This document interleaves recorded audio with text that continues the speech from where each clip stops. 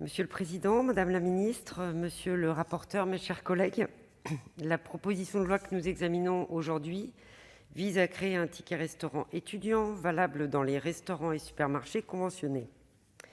D'une valeur de 6 à 7 euros, ces titres seraient financés par l'État avec un reste à charge pour l'étudiant de 3,30 euros.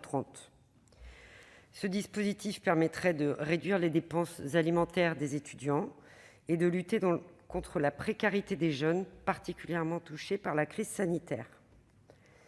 En effet, vous l'avez dit, la disparition d'un grand nombre d'emplois étudiants, de contrats d'intérim et l'annulation de nombreux stages rémunérés ont plongé des milliers d'étudiants dans une situation de grande fragilité financière.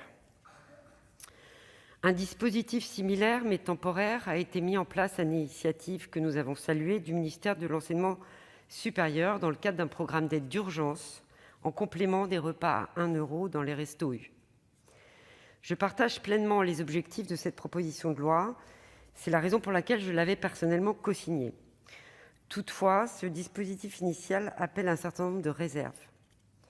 Tout d'abord, l'absence de ciblage du dispositif risque de concurrencer les restaurants universitaires et de fragiliser le modèle économique des Crous, dont, rappelons-le, 30% des ressources reposent sur la restauration. Par ailleurs, la distribution de tickets restaurants à l'ensemble de la population étudiante coûterait, vous l'avez déjà cité, pas moins de 3 milliards d'euros à l'État. Pour ces raisons, la commission de la culture a fait le choix de cibler le dispositif sur les étudiants situés en zone blanche et n'ayant pas accès aux restaurants universitaires qui proposent des repas équilibrés 2 fois par jour à 1 euro. J'adhère pleinement à cet ajustement. Au-delà de la réponse apportée à la précarité alimentaire des étudiants, cette proposition de loi pose la question du maillage territorial des établissements supérieurs et de l'égalité d'accès de nos étudiants aux dispositifs d'accompagnement.